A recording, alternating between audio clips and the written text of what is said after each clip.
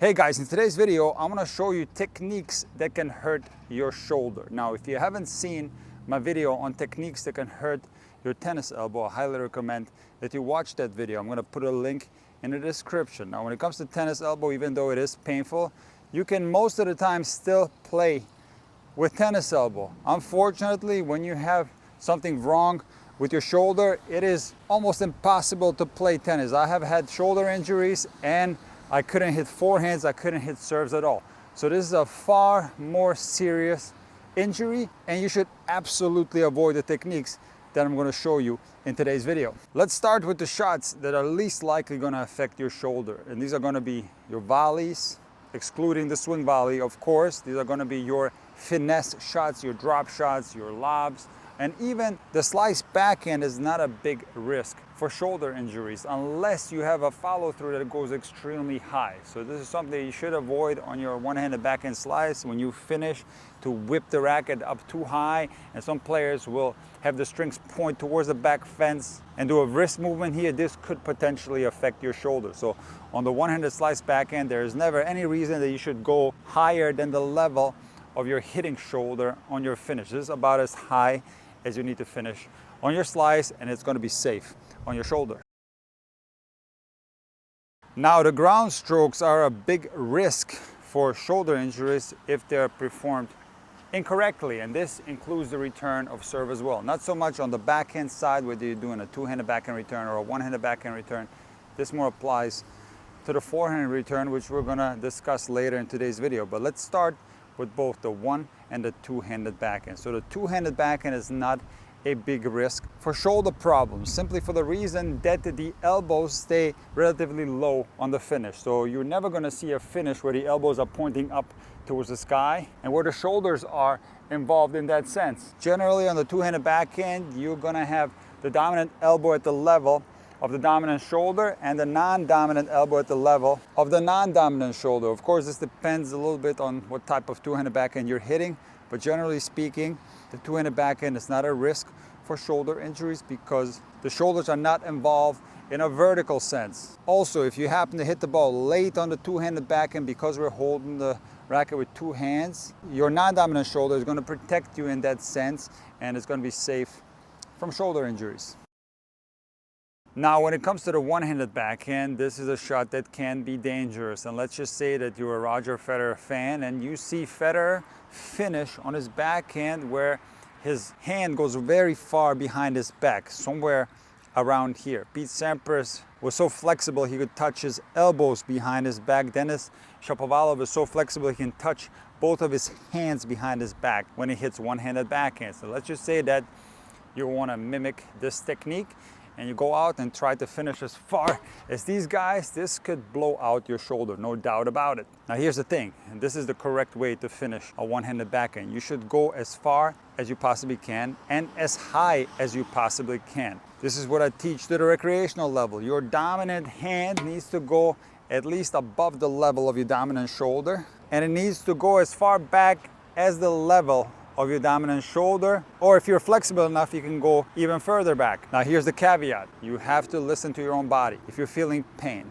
if it feels uncomfortable, you have reached your personal limitations. So you might not be able to finish as far as I'm asking you to finish. And let's just say that you have a backhand that only goes to about right here. This is still a good backhand as long as you employ a circular swing path. Now, shot selection is one of the biggest factors why tennis players blow out their shoulders. And let's just say that you decide to take a full cut on your one-handed backhand. However, you're late on the ball. You hit it somewhere back here, way behind your dominant shoulder. See, on the one-handed backhand, the contact should occur in front, somewhere in the vicinity of the tip of your front foot if you happen to hit your one-handed backhand close stance. So let's say you don't prepare early enough, maybe you don't recognize the ball properly, and you're gonna make a late contact, but despite the fact you still decide to rip the ball very hard, this can have a horrible effect on your shoulder because your shoulder is going to be in a weaker position than normal, and this is likely going to be a stroke that's dominated with your arm. The body is not going to be able to help you much.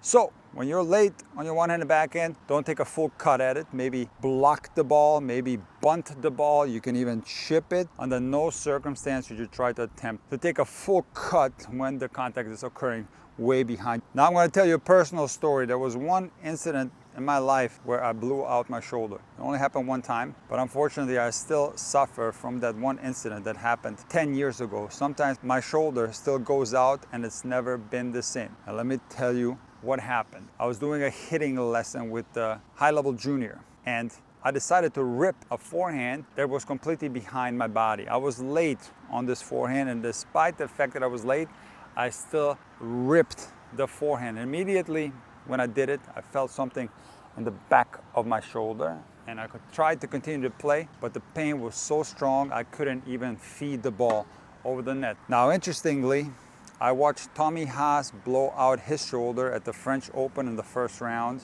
in the exact same way. He was returning serve, caught the ball way late, decided to rip the return, blew out his shoulder and had to retire the match. And that was actually one of the last matches that Tommy Haas ever played. And the reason why this particular late contact on the forehand is so dangerous is because the arm is in a very weak position. It's behind the body. So I'm not talking about the late contact where you're simply hitting the ball late, or maybe you're hitting it slightly behind where the elbow and your shoulder is protected. In other words, your elbow is in front of your rib cage. I'm talking about a scenario where your elbow is behind the body, or a more extreme scenario would be when your hand is behind the body. There are circumstances where you meet the ball back here on your forehand if you're late or possibly due to poor footwork or poor ball recognition. So when this is the case, you cannot take a cut at the ball. You have to go reverse around your shoulder. That's going to be a safe thing to do because you're simply pulling up. But if you decide to go forward in a very powerful way, the body is not going to be helping you much. The shoulder is already in a weak position, and this is a rotator cuff killer. You are at a big risk to hurt something back here. Now, the forehand problem that I just described doesn't only apply on a regular forehand, it especially applies on the return of serve. And why is the return of serve on the forehand so dangerous?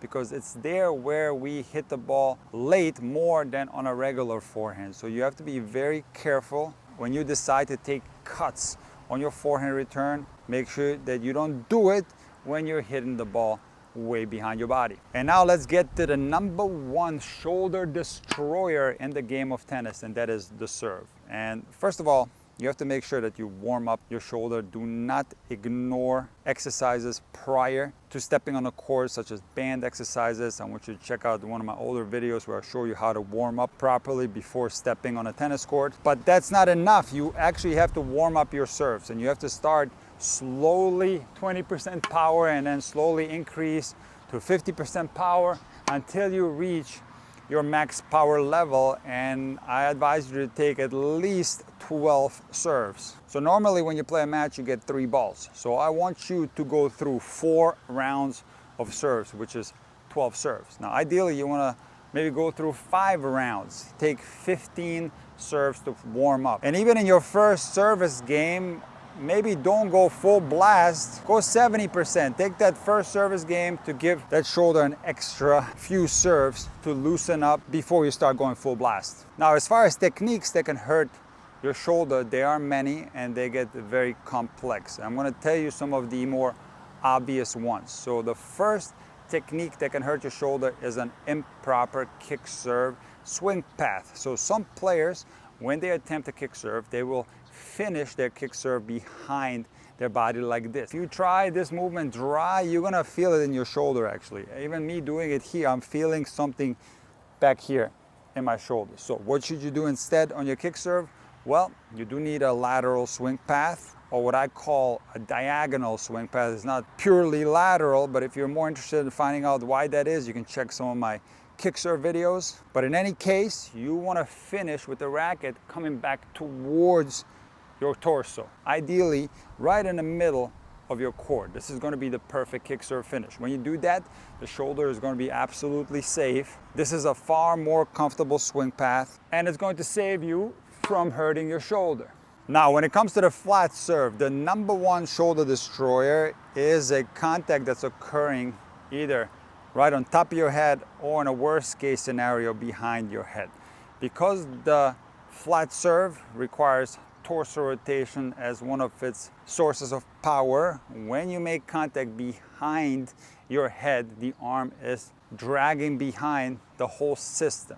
And it's not only that, simply making contact back here is an uncomfortable position for the shoulder to begin with. Even me trying it dry like this, I do feel it right on top of my shoulder. So let me demonstrate one of these wrong contacts. I'm going to attempt to make contact behind my head, and let's see what happens. I didn't hit that serve hard because I didn't want to blow out my shoulder, but even hitting it 30 miles an hour, I felt something in my shoulder. And I do a tremendous amount of video analysis, and you wouldn't believe how many players have an improper contact on the flat serve. Some have an extremely poor contact that's behind the head, but more commonly players are making contact on their flat serves right on top of their head, which can also lead to shoulder injuries. So now you're probably thinking, Nick, what is the optimal contact on a flat serve? Well, you want to make contact slightly in front of your head. And how are you going to do that? Well, first of all, you're going to try to toss the ball inside the baseline. Also, when you lean in, you want to make sure that you don't lean in too early and get your body underneath the ball. You have to make sure that this contact indeed occurs in front of your head, and then your shoulder is going to be 100% protected. Theoretically, whatever I just said about the flat serve applies to the slice serve as well. However, I see a poor contact on the slice less frequently because players generally throw the ball a little bit more out towards the right when they attempt a slicer, and that's usually a safer position for the shoulder. Now, this doesn't mean that you should do that. Ideally, you want to hit all your serves from 12 o'clock. If you wanted to have a toss that's slightly more to your right, if you're right-handed on your slice, that's fine. And when that's the case, you have to follow the tips that I gave you on the flat serve, applies those to your slice serve, and your shoulder is going to be safe. And now let's talk about one of the most frequent questions that I get on social media, and that is, Nick, I have pain in my elbow, what should I do? And I tell everybody the same thing. You should follow some of the advice that I put out there about tennis elbow. I've made many videos, and I also tell everybody to go see their doctor. Now, when it comes to the shoulder, this is a far more serious problem. This is a far more complex problem. So do not ask me what to do when you have shoulder pain. Of course, make these technical corrections, but if you hurt your shoulder, you probably can't play tennis anyway. So what do you do then? Well, you have to go see your doctor.